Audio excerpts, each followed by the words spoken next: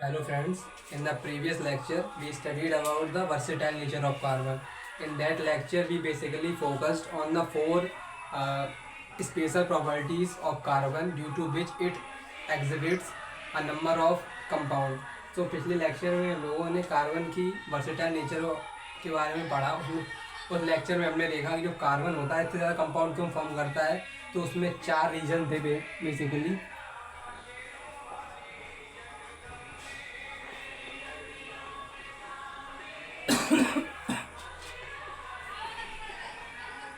अगर हम लोग पिछले लेक्चर का रिकैप देखें तो पहली प्रॉपर्टी थी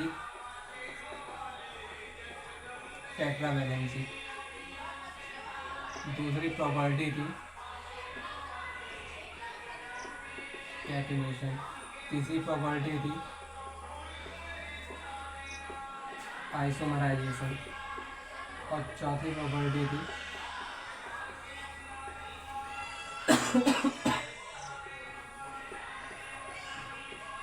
polymerisation.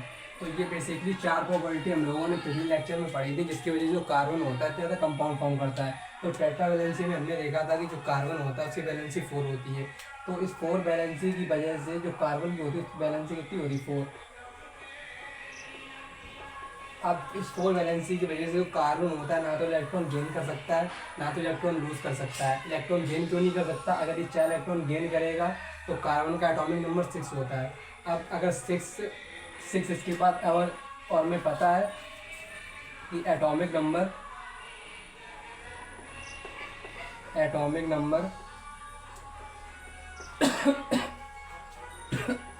Equal to number of proton. So basically atomic और नंबर ऑफ प्रोटॉन कार्बन में 6 होंगे। अब जितने नंबर ऑफ प्रोटॉन है उतने नंबर ऑफ इलेक्ट्रॉन होने चाहिए किसी भी सिस्टम को स्टेबल करने के लिए।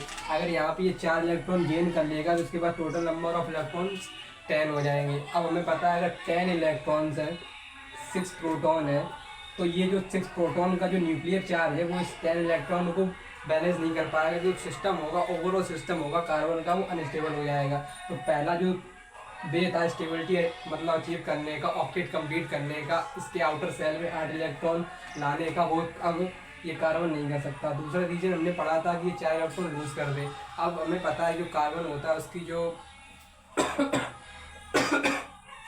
उसका जो साइज होता है बहुत छोटा होता है। Due to its small size it has very high electronegativity. अब जो कार्बन है, अगर हम लोग कार्बन की बात करें, कार्बन में क्या होता है,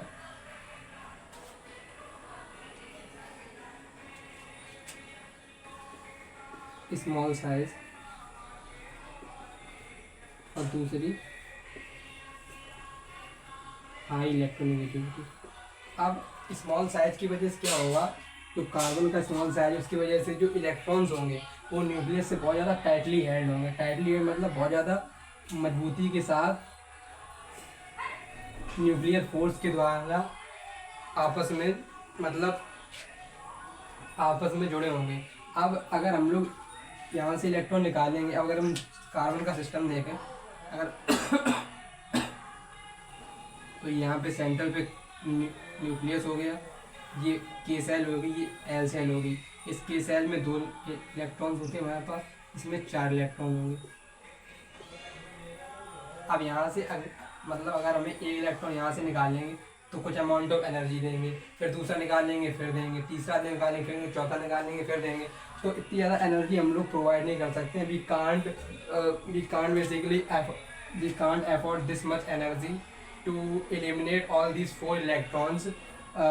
So due to this reason the carbon can't lose 4 electrons to achieve duplicate and form stable configuration of like helium. So जो कार्बन होगा वो 4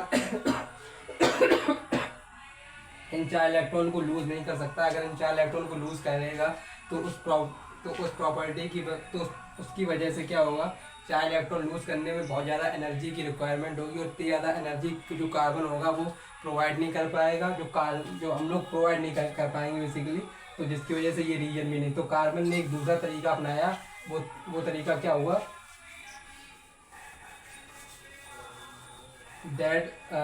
that method was mutual sharing of electron. तो कार्बन क्या करता है, mutual sharing of electron.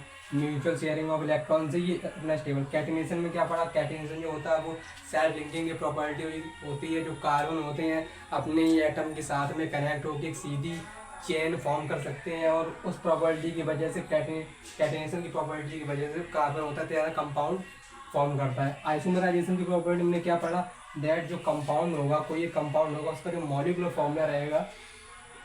Formula रहेगा वो same रहेगा, लेकिन जो उसका स्ट्रक्चर होगा जो इसका अरेंजमेंट होगा वो चेंज हो जाएगा। और जब हम लोग इसका अरेंजमेंट चेंज कर देंगे तो सेम मॉलिक्यूलर फॉर्मूला होने के बावजूद भी जो कंपाउंड होगा वो दो डिफरेंट कंपाउंड में, जो कंपाउंड एक कंपाउंड होगा वो डिफरेंट कंपाउंड में फॉर्म में चेंज हो जाएगा। पिछले लेक्चर में पढ़ा भी था। पॉलीमराइजेशन में क्या हमने पढ़ा कि जैसे जो एलिमेंट होता है उसकी स्मॉलेस्ट यूनिट जो होती है वो एटम होती है, जो कंपाउंड होता है उसकी स्मॉलेस्ट यूनिट मॉलिक्यूल होती है। इसी तरीके जो पॉलीमर होते हैं इनकी जो सबसे छोटी यूनिट होती है वो मोनोमर होती है। और इसमें क्या होता है, ये भी प्रॉपर्टी, कार्बन के एटम्स फॉर्म करते हैं। बहुत सारे छोटे छोटे जो कार्बन के एटम्स होते हैं आपस में कनेक्ट करके एक बहुत बड़ी यूनिट फॉर्म कर लेते हैं, और इस प्रॉपर्टी की वजह से भी कार्बन बहुत ज़्यादा कंपाउंड फॉर्म करता है। इसका एक एग्जांपल जो हमने पिछले लेक्चर में आपको बताया था वो था ईथीन। जो ईथीन होता है वो मोनोमर होता है पॉलीथीन का। So this is basically the summary of previous lecture in which we studied about the versatile nature of carbon, and in that lecture we basically predominantly focused on these four properties that were catavalency, catenation, isomerization and polymerization. And in that lecture we studied about all these topics in detail. And now let us move further. अगर हम लोग आगे की बात करें तो आपकी जो एनसीईआरटी टेक्स्ट बुक है उसमें एक टॉपिक आता है allotropes.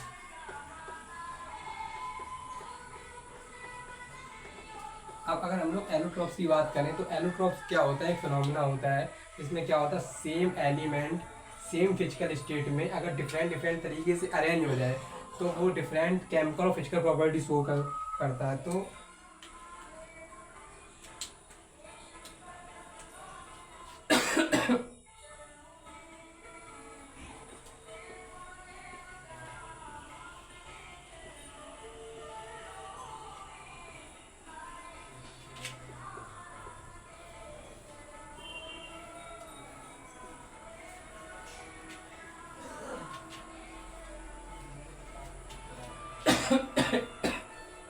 it is a phenomena in which atoms of same chemical elements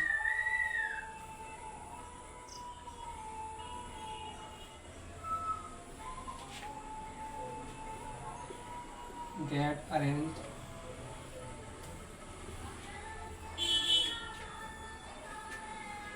arranged in different manner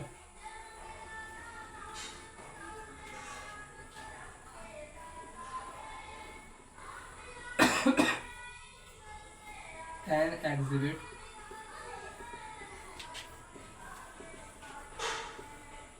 different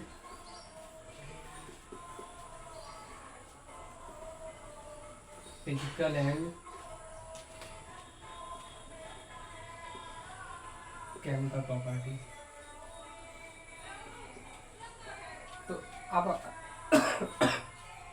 तो बेसिकली इस प्रॉपर्टी की वजह से जो इसकी प्रॉपर्टी जो होती है वो कुछ एटम शो करते हैं। जैसे एक एटम हमारे सिलेबस में है वो कार्बन है, और भी बहुत सारे होते हैं जैसे फॉर एग्जांपल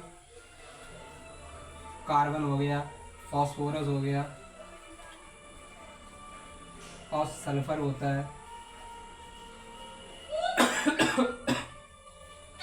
और भी काफ़ी सारे मतलब एलिमेंट्स होते हैं। लेकिन हमारे सिलेबस में जो है, जो हम लोगों क्लास 10 के सिलेबस में वो कार्बन है। तो कार्बन के बेसिकली हमें दो एलोट्रॉप्स के बारे में ज़्यादा डिटेल पढ़ना है। The one is diamond and the second one is graphite.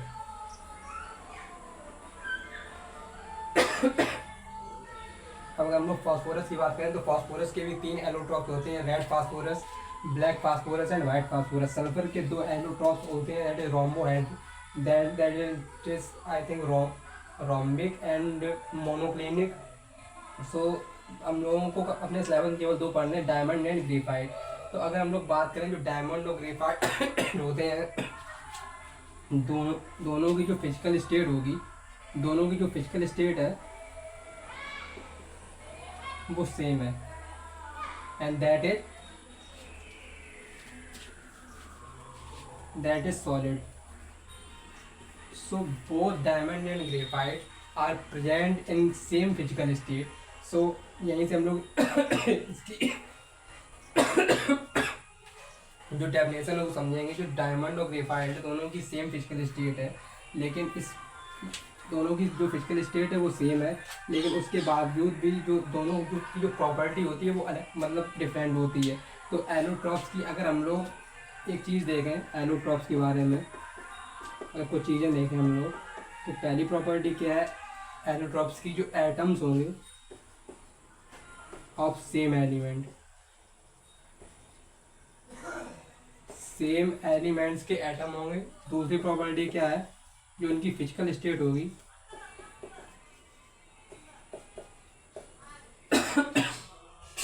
वो सेम होगी। तो यहाँ पे बेसिकली हम लोग अगर एलोट्रॉप्स के बारे में डिस्कस करें तो 2 चीज़ें हैं। तो पहले जो इसकी फिजिकल जो इसका जो एटम्स होंगे वो सेम एलिमेंट्स होंगे, जो फिजिकल स्टेट होगी दोनों की सेम होगी। अब हम लोग अगर डायमंड की बात करें और ग्रेफाइट की बात करें, दोनों सेम मतलब दोनों सेम एटम्स के बने होते हैं, दैट इज कार्बन, लेकिन फिर भी दोनों डिफरेंट प्रॉपर्टीज हो करते हैं। डायमंड जो होता है वो हार्डेस्ट नॉन सब्सटेंस एवर है, और जो ग्रेफाइट होता है वो सॉफ्ट एंड स्लिपरी होता है। जो डायमंड होता है वो इलेक्ट्रिसिटी को कंडक्ट नहीं करता है, और जो ग्रेफाइट होता है वो इलेक्ट्रिसिटी को कंडक्ट करता है। अगर हम लोग देखें यहाँ पे डायमंड और ग्रेफाइट, अगर हम लोग डायमंड के बारे में बात करें तो डायमंड क्या है, हार्डेस्ट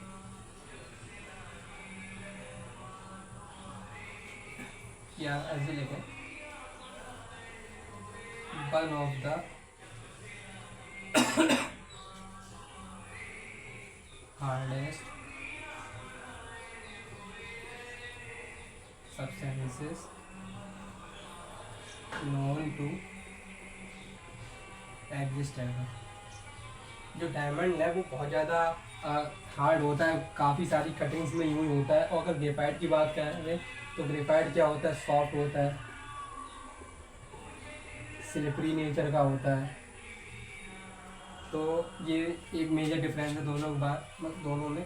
दूसरी प्रॉपर्टी की बात करें, जो डायमंड होता है वो नेटवर्क सॉलिड फॉर्म करता है, इसका जो स्ट्रक्चर होता है वो नेटवर्क स्ट्रक्चर होता है।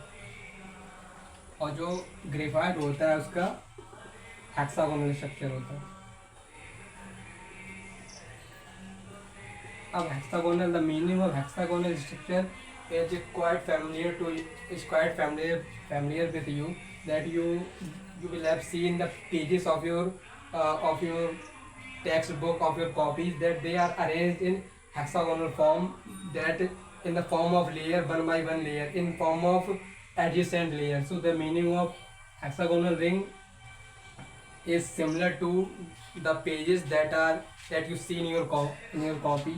एंड नेटवर्क स्ट्रक्चर का मतलब क्या होता है कि मतलब जो डायमंड के जो एटम्स होंगे, दैट इज कार्बन, वो एक नेटवर्क फॉर्म करेंगे। जैसे एक ये हो गया कार्बन का एटम, दूसरा ये हो गया, तीसरा ये हो गया, चौथा ये हो गया, फिर यहाँ से 4 एटम्स में होगा।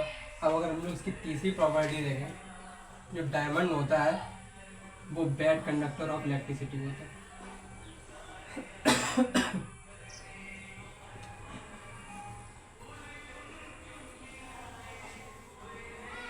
और जो ग्रेफाइट होता है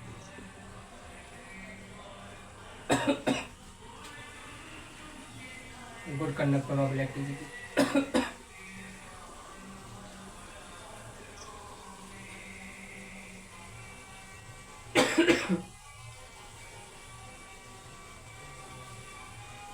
अब अगर हम लोग इस रीजन को डिटेल में मतलब अंडरस्टैंड करें तो डायमंड होता है, अब जैसे कार्बन है, कार्बन की हमने पहली पढ़ी, जो कार्बन होता है टेट्रावेलेंट होता है, उसकी वजह से 4 होती है। अब इन केस ऑफ डायमंड जो इसका स्ट्रक्चर होगा वो चारों कार्बन की चारों जो वैलेंसी होंगी चारों साइड्स होंगी वो फिल होती हैं। अगर हम लोग यही इसकी बात करें ग्रेफाइट की, तो ग्रेफाइट में केवल 3 साइड जो कार्बन की होती हैं वो बॉन्डेड होती हैं, और एक साइड जो होती है वो बॉन्डेड नहीं होती है। तो इसकी वजह से जो ये साइड होती है, दिस साइड एक्ट्स एज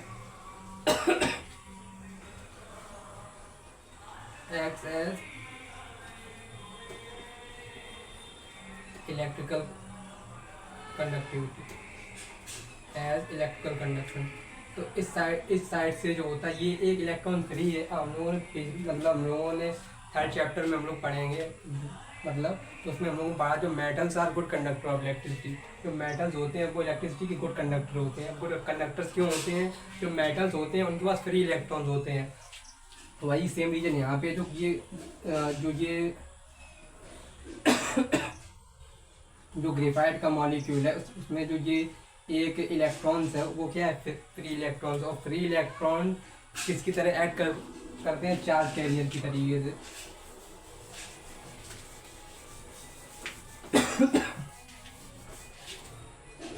जो फ्री इलेक्ट्रॉन्स होते हैं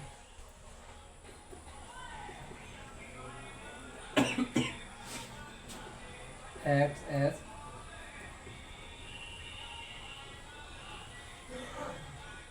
चार्ज कैरियर। जो फ्री इलेक्ट्रॉन होते हैं वो चार्ज कैरियर की तरह हेल्प करते हैं, और यही एक रीजन होता है कि इसकी वजह से ग्रेफाइट जो होता है इलेक्ट्रिसिटी कंडक्ट करता है। अब एक सेकंड क्वेश्चन हम लोगों के सिलेबस में ये आता है, जो देखो जो डायमंड होता है, जो कार्बन के बॉन्ड्स होते हैं, इनके बीच में जो बॉन्ड होता है वो होता है कोवेलेंट बॉन्ड। अब कोवेलेंट बॉन्ड जो होता है वो एक वीक बॉन्ड होता है। अब ये वीक बॉन्ड होता है और जो डायमंड होता है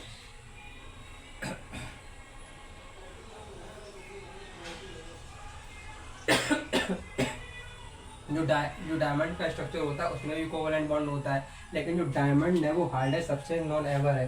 तो उसका रीजन ये होता है जो डायमंड होता है वो एक 3D लेयर्ड स्ट्रक्चर होता है, और जो उसके और एक नेटवर्क सॉलिड फॉर्म करता है, मतलब एक के ऊपर एक नेटवर्क फॉर्म किया जाता है। और जो उनके जो लेयर्स के बीच में जो फोर्स होता है वो बहुत स्ट्रॉन्ग फोर्स होता है, जिसकी वजह से जो डायमंड होता है वो हार्डेस्ट सब्सटेंस नॉन एवर है। अब इसके बाद अगर हम लोग देखें तो हम लोगों के सिलेबस में है नेमिंग, बेसिकली IUPAC नेमिंग। तो IUPAC naming means international union of pure and applied chemistry. अब हम लोग इसका अगर बेसिक चीज़ इसके बारे में समझें, if we understand the basic things behind this concept, that why do we need IUPAC naming, so जो इसके पीछे का एक बेसिक रीज़न है कि हम लोगों को IUPAC नेमिंग की ज़रूरत क्यों पड़ी। अब जैसे कोई कंपाउंड है वो यहाँ पे फॉर्म हुआ तो हमने उसका नाम कुछ और रख दिया। अब जैसे वो कंपाउंड चाइना में मिला, दूसरा कंपाउंड चाइना मिला, वही कंपाउंड चाइना मिला तो हम लोगों ने कुछ और नाम रख दिया। तो एक कंपाउंड को, जो एक एलिमेंट है या एक कंपाउंड है, उसके दो डिफरेंट नेम हो गए। यहाँ पे कुछ नाम उसका और है, यहाँ पे कुछ नाम और है। तो इस प्रॉब्लम को ओवरकम करने के लिए हम लोगों को IUPAC नेमिंग की ज़रूरत पड़ी, ताकि किसी भी एलिमेंट्स का एक प्रॉपर नाम हो जाए। एक प्रॉपर नेम होने की वजह से वो एलिमेंट जो होगा, जो उसकी प्रॉपर्टी होगी और जो उसका एक जनरल नाम होगा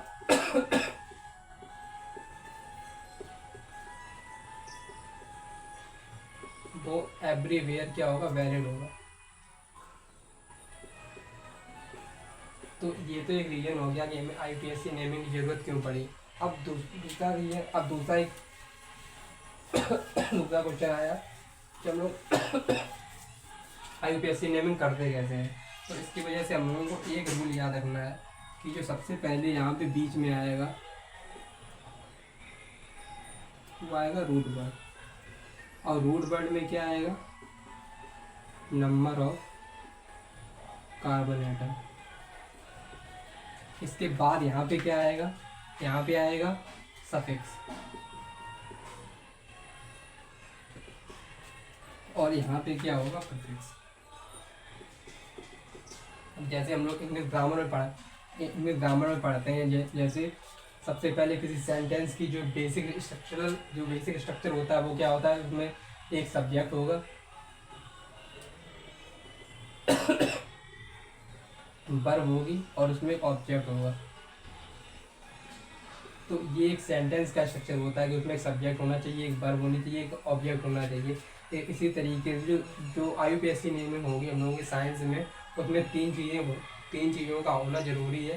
पहला है प्रीफिक्स, दूसरा है रूट वर्ड, तीसरा है सफिक्स। अब प्रीफिक्स भी दो तरीके के होते हैं। अगर हम लोग प्रीफिक्स की बात करें तो प्रीफिक्स भी दो टाइप के होते। पहला होता प्राइमरी प्रीफिक्स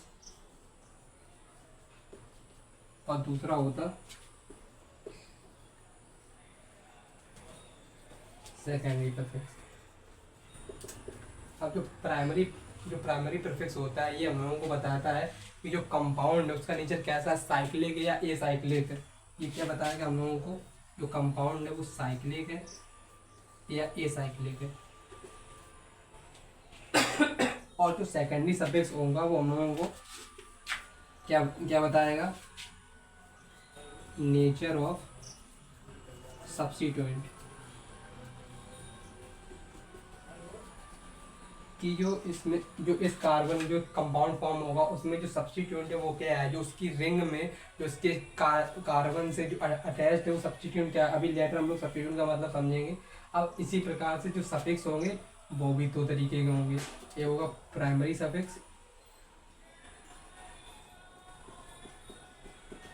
और दूसरा होगा सेकेंडरी सफिक्स। अब प्राइमरी सफिक्स में क्या आता है, प्राइमरी सफिक्स में आते हैं एल्केन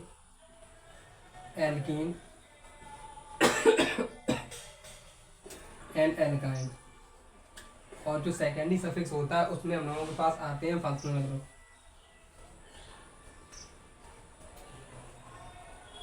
तो ये बेसिकली हम लोगों को समझना है। ये जो एक रूल है, ये जो केवल एक रूल है वो हमेशा वैलिड रहेगा, चाहे क्लास 10 तो 11 या 12 तो। ये रूल मतलब हर एक क्लास में वैलिड रहेगा कि जो किसी भी कंपाउंड की हमें IUPAC नेमिंग करनी है अगर, तो उसमें तीन चीज़ें होंगी। कौन को, एक प्रीफिक्स होगा, रूट वर्ड होगा, सफिक्स होगा। प्रीफिक्स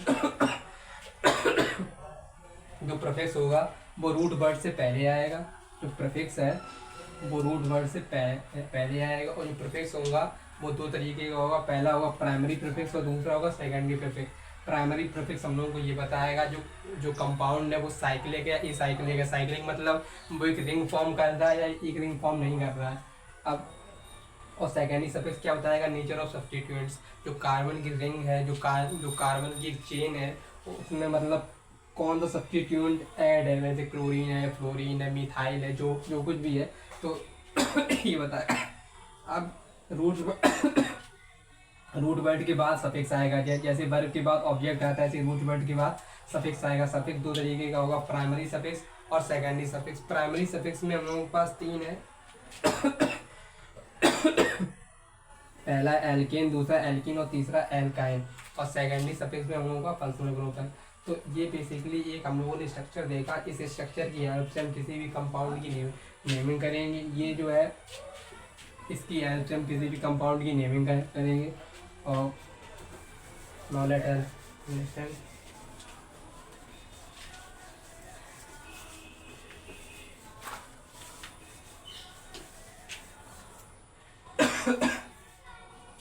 अब हम लोग पढ़े जो कार्बन होंगे। अब जैसे हमारे पास एक कार्बन है तो उसको हम लोग बोलेंगे मेथ, दो कार्बन है तो उसको बोलेंगे एथ, तीन कार्बन है उसको बोलेंगे प्रोप, चार कार्बन है उसको बोलेंगे हम लोग ब्यूट, पांच कार्बन है उसको बोलेंगे हम लोग पेंट, 6 कार्बन है उसको बोलेंगे हम लोग हेक्स, 7 कार्बन है तो बोलेंगे हम लोग हेप्ट, 8 कार्बन है तो उसको बोलेंगे ऑक्ट, 9 कार्बन है तो उसको बोलेंगे हम लोग नॉन, जो 10 कार्बन उसको बोलेंगे हम लोग 10, उसको बोलेंगे हम लोग डेक। तो ये बेसिकली हमारे पास 10 कार्बन है, एक कार्बन है किसी चेन में तो हम लोग जो उसका रूट वर्ड होगा उसमें क्या लगाएंगे में, 2 कार्बन लगाएंगे एथ, 3 कार्बन लगाएंगे प्रोप, 4 कार्बन लगाएंगे ब्यूट, 5 कार्बन लगाएंगे pent, 6 carbon hex, 7 carbon hep, 8 carbon oct, 9 carbon non and 10 carbon dec. तो ये हम लोग बेसिकली, अब जैसे हम लोग कोई कंपाउंड है,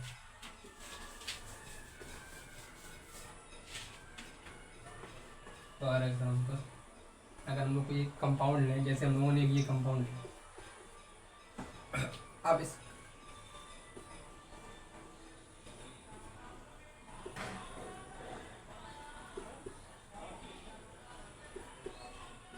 अब हम लोगों ने जो पहले पढ़ा वो क्या था कि किसी भी कंपाउंड की नेमिंग में प्रीफिक्स होगा, रूट वर्ड होगा और सफिक्स होगा। तो यहाँ पे देखो प्रीफिक्स तो कुछ है नहीं, जो कार्बन की चेन है उसमें कोई सब्स्टिट्यूएंट ऐड नहीं है, मतलब एक ही हाइड्रोजन है उसकी बैलेंसी पूरी कर रहा है, तो यहाँ पे प्रीफिक्स है नहीं। अब हम लोग आए थे रूट वर्ड पे। रूट वर्ड में क्या था कि नंबर ऑफ कार्बन कितने हैं। अब अगर हम लोग यहाँ पे देख रहे हैं जो नंबर ऑफ कार्बन है वो 4 है। अब 4 के लिए जो हम लोगों ने नेम पढ़ा था वो क्या था, ब्यूट। अब हम लोग आते हैं सफिक्स पे। अब सफिक्स में क्या था, सफिक्स दो तरीके के थे, प्राइमरी सफिक्स था, सेकेंडरी सफिक्स था। अब प्राइमरी सफिक्स में क्या था, एल्केन। एल्केन मतलब सिंगल बॉन्ड। अगर एल्केन आ रहा है तो लास्ट में रूट वर्ड के क्या जुड़ जाएगा, एन। अगर एल्कीन है तो जुड़ जाएगा इन। एल्काइन है तो जुड़ जाएगा आइन। और यहाँ पे सिंगल बॉन्ड है तो यहाँ पे क्या जो इसके लास्ट में क्या ऐड हो जाएगा, इन। तो इसका नाम क्या हो गया, ब्यूटेन। तो this is the IUPAC naming of this compound, that is butane. अगर हम लोग एक और एग्जांपल देखें इसी तरीके,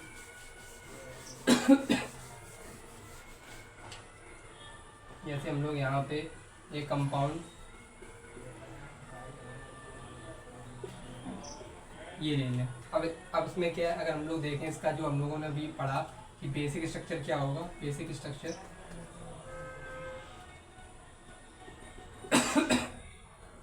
क्या होगा, प्रीफिक्स,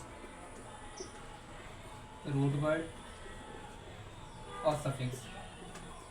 अब अगर अब इस चेन में अगर मतलब इसकी 4 वैलेंसी फेल है, अगर हम लोग हाइड्रोजन ना लेंगे तब भी अंडरस्टूड है कि जो 4 वैलेंसी है तो इसकी फेल है। अब हम लोग यहाँ पे देखो प्रीफिक्स कुछ है नहीं तो प्रीफिक्स हमने फिर से काटा। और यहाँ पे रूट वर्ड्स में नंबर ऑफ कार्बन कितने, 1 2 3 4 5 6, 6 कार्बन के लिए रूट वर्ड क्या आएगा, हेक्स। अब सफिक्स क्या है, अब हम लोगों का सफिक्स क्या है, सफिक्स दो तरीके का था, प्राइमरी सफिक्स और सेकेंडरी सफिक्स। प्राइमरी सफिक्स में क्या था, हम लोगों के पास एल्केन, एल्कीन, एल्काइन। अगर किसी में सिंगल बॉन्ड है तो रूट वर्ड के बाद क्या जुड़ जाएगा, एन, ANE। अगर डबल बॉन्ड है तो रूट वर्ड के बाद क्या जुड़ जाएगा, ENE। अगर ट्रिपल बॉन्ड है तो क्या जुड़ जाएगा, YNE। और यहाँ पे सिंगल बॉन्ड है तो क्या यहाँ पे क्या जुड़ जाएगा, एन। अब एक अगर हम लोग दूसरा लें,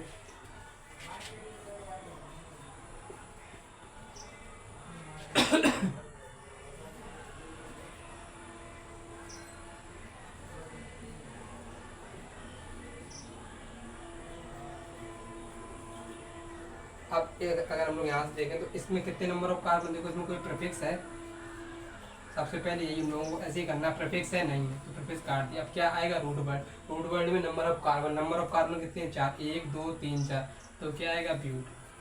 अब यहाँ पे क्या है, डबल बॉन्ड। यहाँ पे क्या है, डबल बॉन्ड। अब डबल बॉन्ड के लिए क्या आता है, ई, तो यहाँ पे क्या जुड़ जाएगा, ई। अब जैसे आप लोग एक कॉमन क्वेश्चन ये भी पूछ सकते हैं कि अगर यहाँ पे डबल बॉन्ड है तो यहाँ पे सिंगल बॉन्ड भी तो है, तो इस केस में हम लोग क्या करते हैं, प्रायोरिटी यूज़ करते हैं कि अगर डबल बॉन्ड है तो डबल बॉन्ड की जो प्रायोरिटी होगी वो सिंगल बॉन्ड से ज़्यादा होगी। जो ट्रिपल बॉन्ड होगा उसकी डबल बॉन्ड से ज़्यादा होगी। तो जो मतलब प्रायोरिटी ऑर्डर है ये भी लिखाएंगे। ऐसे ही फंक्शनल ग्रुप में भी प्रायोरिटी ऑर्डर होता है। जो कार्बोक्सिलिक एसिड होता है वो सबसे ऊपर आता है, उसके बाद एसिड हैलाइड आता है, फिर मतलब ये प्रायोरिटी ऑर्डर होता है वो हम लोग, और उसी प्रायोरिटी ऑर्डर में हम लोग लिखते हैं। अब अगर एक हम लोग मिक्स लें, अब हम लोग एक चीज़ ये अगर प्रीफिक्स है, अगर मान लो प्रीफिक्स में Cl है तो हम लोग Cl में क्या लिखेंगे, क्लोरो। Br है तो Br में क्या लिखेंगे, ब्रोमो। अगर आयोडीन है तो हम लोग क्या लिखेंगे, आयोडो। फ्लोरीन है तो क्या लिखेंगे, फ्लोरो। सो ये बेसिकली प्रीफिक्स हैं जो हम लोग यूज़ करेंगे। अब जैसे एक हम लोग ये लिखेंगे कार्बन में, और यहाँ पे एक हम लोग प्रीफिक्स यूज़ कर लें Br, H H H H H।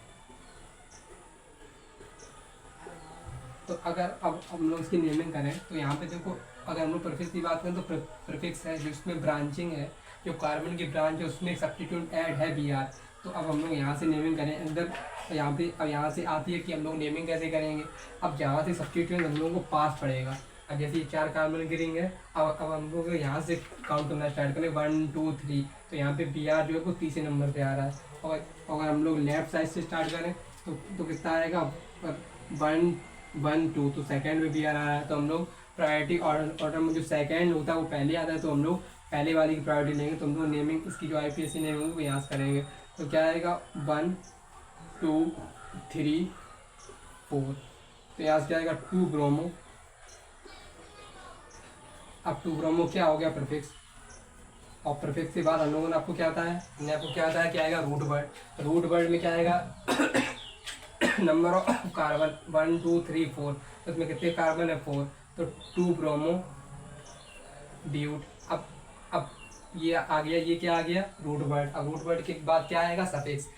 Suffix कितने तरीके का, दो तरीके का, प्राइमरी सफिक्स और सेकेंडरी सफिक्स। प्राइमरी सफिक्स में आएगा हम लोगों के पास एल्केन एल्कीन एल्काइन, और सेकेंडरी सफिक्स में आएगा हम लोगों का फंक्शनल ग्रुप। अब यहाँ पे देखो कोई फंक्शनल ग्रुप है नहीं, मतलब फंक्शनल ग्रुप का मतलब या तो कार्बोक्सिलिक एसिड हो, अल्कोहल हो, एल्डिहाइड हो, कीटोन हो, 4 ही हैं बेसिकली। हम लोग सिलेबस में होते तो बहुत सारे हैं, जैसे अमाइड होता है, एस्टर होता है, एल्कोक्सी ग्रुप होता है, लेकिन हम लोगों के सिलेबस में इतने ही हैं। तो अगर हम लोग अब यहाँ पे सिंगल बॉन्ड है तो यहाँ पे क्या आएगा इन, तो 2 ब्रोमो ब्यूटेन। तो ये होती है IUPAC नेमिंग। अब IUPAC नेमिंग ये सबसे पहले हमने आपको कराई सिंपल IUPAC नेमिंग, उसके बाद हमने आपको कराई जो यहाँ पे कोई एक प्राइमरी मतलब एक प्रीफिक्स दिया हो। अब हम लोग आपको कराएंगे कि एक सफिक्स दिया हो, जैसे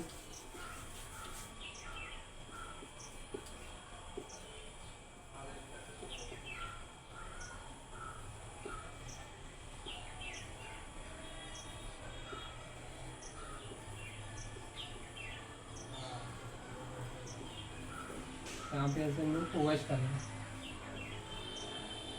वो भी ठीक था, लेकिन अभी OH करेंगे। और यहाँ से फंक्शनल ग्रुप है, ये पास पड़ेगा तो हम लोग IUPAC नेमिंग पास करेंगे यहाँ से 1 2 3 4। अब यहाँ पे देखो कोई प्रीफिक्स है, प्रीफिक्स नहीं है, तो हम लोग क्या करेंगे, 4 कार्बन की रिंग थी 1 2 3 4, तो हम लोग क्या लिखेंगे ब्यूट।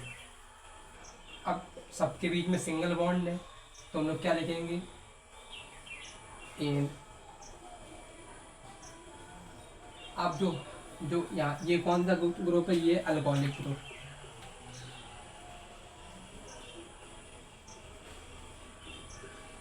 और अल्कोहल ग्रुप में हम लोग क्या यूज करते हैं सफिक्स में ऑल, जैसे कार्बोक्सिलिक एसिड के केस में हम लोग करेंगे ओइक एसिड, और एल्डिहाइड के केस में करेंगे हम लोग अल, लास्ट में लगाएंगे AL। कीटोन के केस में हम लोग जो रूट वर्ड होगा उसके बाद लगाएंगे ONE। तो ऐसे यहाँ पे अल्कोहल के बाद में हम लोग जो अल्कोहलिक ग्रुप होता है उसमें सफिक्स में क्या हम लोग यूज़ करते हैं OL। अब यहाँ पे देखो ये भी एक बॉबल है और ये भी एक बॉबल है, जब 2 बॉबल एक साथ आते हैं, ये वाला जो बॉबल होगा वो उसको हम लोग रिमूव कर देंगे। यहाँ पे इसका जो नेम हो जाएगा आपको क्या हो जाएगा ब्यूटेन ऑन। तो this is the IUPAC naming of this compound. अब हम लोग एक ऐसा एग्जांपल देखते हैं जिसमें प्रीफिक्स भी हो सफिक्स भी हो। जैसे यहाँ पे हम लोग ये देखें Cl HH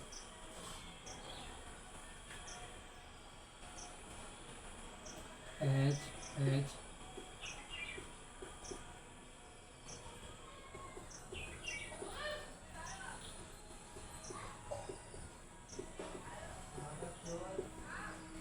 अब देखो, अब अगर हम लोग ये देखें, अब अगर हम लोग देखें तो यहाँ से हम लोग अभी हमने क्या पढ़ा, जहाँ से फंक्शनल ग्रुप हम लोग को पास पड़ेगा। अब अगर हम लोग फंक्शनल ग्रुप की बेसिक आइडेंटिटी देखें, आप लोग कहेंगे हम कैसे देख के बताएंगे कौन सा फंक्शनल ग्रुप है। तो अगर COOH है तो ये कौन सा होगा, कार्बोक्सिलिक एसिड।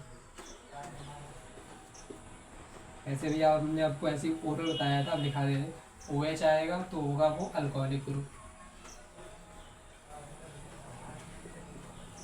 अगर हम लोगों के पास ये आएगा, सही बना देंगे, अगर ये आएगा तो इसको हम लोग बोलेंगे कीटोन ग्रुप, कीटोन ग्रुप या कीटो ग्रुप। और अगर हम लोग एच करते हैं तो ये हो गया एल्डिहाइड ग्रुप। तो एल्डिहाइड और कीटोन में बेसिक डिफरेंस क्या होगा, जो कीटोन होगा वो हमेशा मतलब कभी भी साइड वाले कार्बन पे नहीं आएगा, क्योंकि कीटोन के जो आसपास यहाँ पे भी कार्बन है, यहाँ पे भी कार्बन है। अगर हम लोग इसको मान लो यहाँ पे अटैच करें तो यहाँ पे तो हाइड्रोजन आएगा, तो जो कीटोन होगा वो हमेशा मिडिल में आएगा, या मतलब ऐसे कार्बन पे आएगा जहाँ से उसको 2 कार्बन, जहाँ से वो 2 डिग्री बन रहा हो, अब मतलब 2 डिग्री जहाँ से वो 2 कार्बन से मतलब अटैच हो। एल्डिहाइड वो टर्मिनल में भी आ जाएगा। अगर OH ग्रुप है तो अल्कोहलिक ग्रुप, COH है तो कार्बोक्सिलिक ग्रुप, OH है तो अल्कोहलिक ग्रुप। तो ये बेसिकली नेमिंग होगी। अब अगर हम लोग यहाँ पे देखें, अगर हम लोग इसकी नेमिंग देखें तो सबसे पहला रूल क्या था कि प्रीफिक्स आना चाहिए, फिर क्या था रूट वर्ड, और फिर क्या था सफिक्स। तो अगर हम लोग प्रीफिक्स की बात करें तो यहाँ पे जो प्रीफिक्स है वो क्या है, यहाँ पे प्रीफिक्स है वो क्या है, क्लोर, Cl। और Cl केस में हमने क्या बताया था, क्या है प्रीफिक्स में क्या आएगा, क्लोरो। अगर Br होता तो क्या था, ब्रोमो। अब मतलब आयोडीन मतलब आई होता तो क्या आता, आयोडो। अगर फ्लोरीन तो क्या था, फ्लोरो। तो यहाँ पे क्या आएगा, क्लोरो। अब ये क्लोरो किस कार्बन पे, 1 कार्बन पे, तो यहाँ क्या लिखेंगे, 1 क्लोरो। अब कितने नंबर, अब इसका क्या आएगा, रूट वर्ड, 1 2 3 4 5 5 कार्बन की चेन है, तो रूट वर्ड में क्या आएगा, पेंट। अब यहाँ पे क्या है, अब इसके बाद क्या आएगा, सफिक्स। सफिक्स में हमने आपको क्या बताया था, सफिक्स में आता है आपका सफिक्स हमने बताया आपको बेसिक सफिक्स 2 तरीके का होगा। पहला होगा प्राइमरी सफिक्स, दूसरा होगा सेकेंडरी सफिक्स। प्राइमरी सफिक्स में जो होगा वो हम लोगों का आएगा एल्केन, एल्काइन, और जो सेकेंडरी सफिक्स होगा उसमें आएगा फंक्शनल ग्रुप। तो अगर हम लोग यहाँ पे अगर देखें, यहाँ पे देखें तो जो कार्बन कार्बन के बीच में बॉन्ड है वो तो सिंगल बॉन्ड है, लेकिन जो कार्बन और अदर मतलब एटम के बीच में बॉन्ड है वो डबल बॉन्ड है। और इस ग्रुप को हमने अभी क्या बताया, ये ग्रुप कौन सा है, कीटोन ग्रुप। और यहाँ पे तो सबसे पहले आएगा सफिक्स में भी हमने बताया आपको कि पहले आएगा प्राइमरी सफिक्स, उसके बाद आएगा सेकेंडरी सफिक्स। तो यहाँ पे कार्बन कार्बन के बीच में सिंगल बॉन्ड है तो क्या आएगा, एन। ठीक, अब ये सफिक्स है, सेकेंडरी सफिक्स है, तो इसके लास्ट में क्या हमने बताया आपको, क्या आता है, ONE। कीटोन के ग्रुप में सफिक्स में क्या आता है, ONE। और कार्बोक्सिलिक एसिड के केस में क्या आता है, ओइक एसिड। और मतलब अल्कोहल के केस में क्या आता है, OL, ऑल। और एल्डिहाइड के केस में क्या आता है, अल। तो ये वैसे मैं बताया था, ये प्रीफिक्स में ये रूट वर्ड के बाद ऐड हो जाएगा। तो यहाँ पे अगर हम ऐड करना चाहें तो क्या कर देंगे, ONE। अब यहाँ पे फिर वही प्रॉब्लम आ गई है कि यहाँ पे भी ये भी एक बॉबल है, ये भी एक बॉबल है, तो इस वाले को हम लोग रिमूव कर देंगे। तो इसका नाम क्या हो जाएगा, पेंटेनोन 1 क्लोरो पेंटेन और ONE।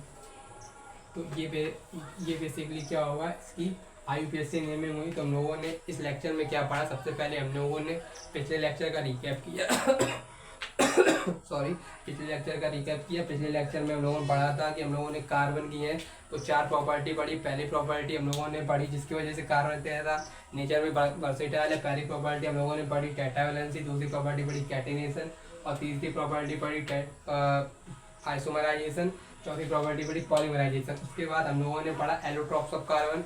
एलोट्रॉप ये फिनोमेना होता है जिसमें सेम एलिमेंट के सेम जो एटम्स होंगे वो डिफरेंट सेम फिजिकल स्टेट में डिफरेंट तरीके से अरेंज हो जाएंगे, जिसकी वजह से उसकी जो फिजिकल और केमिकल प्रॉपर्टी होंगी वो चेंज हो जाएंगी। हमारे सिलेबस में जो एलोट्रॉप्स है हम लोगों सिलेबस में वो केवल कार्बन के हम लोगों ने बेसिकली 2 एलोट्रॉप्स हैं, डायमंड और ग्रेफाइट होते हैं, तो 3 है। एक बकनिस्टर फ्लोरीन भी होता है जो 6 कार्बन की एक सॉसर शेप फुटबॉल के तरीके से होता है। इसके बाद हम लोगों ने डायमंड और ग्रेफाइट को पढ़ा, और उसके बाद हम लोगों ने IUPAC नेमिंग पढ़ी। IUPAC नेमिंग का जो बेसिक स्ट्रक्चर था वो ये था कि सबसे पहले प्रीफिक्स आएगा, फिर रूट वर्ड आएगा, उसके बाद सफिक्स आएगा। प्रीफिक्स में 2 तरीके के प्रीफिक्स होंगे, प्राइमरी प्रीफिक्स और सेकेंडरी सफिक्स। जो प्राइमरी सफिक्स होगा, the primary suffix tells us about the nature of branching, that whether the nature of compound is cyclic or acyclic, and secondly prefix tells us about the nature of substituent, and we have suffix। Root word में number of carbon जितने होंगे। Suffix में दो तरीके का था, primary suffix और secondary suffix. Primary suffix में था हम लोगों के पास एल्केन एल्कीन एल्काइन, और सेकेंडरी सफिक्स में था हम लोगों के पास पर्सनल ग्रुप। और बस यही एक लेक्चर था। अब यही जो IUPAC नेमिंग, अब नेक्स्ट लेक्चर में हम लोग IUPAC नेमिंग की जो कंपाउंड्स होंगे उनकी प्रैक्टिस करेंगे। और हम लोगों के सिलेबस में 4 रिएक्शन है, कम्बसन, ऑक्सीडेशन, सब्सटीट्यूशन और addition reaction, saturated unsaturated compound के बारे में पढ़ेंगे, सोप्स एंड डिटर्जेंट के बारे में पढ़ेंगे। So this is all about this video lecture. Next video lecture will be uploaded tomorrow, so for that stay tuned with us and subscribe to our channel, that is Solution Point। Thank you।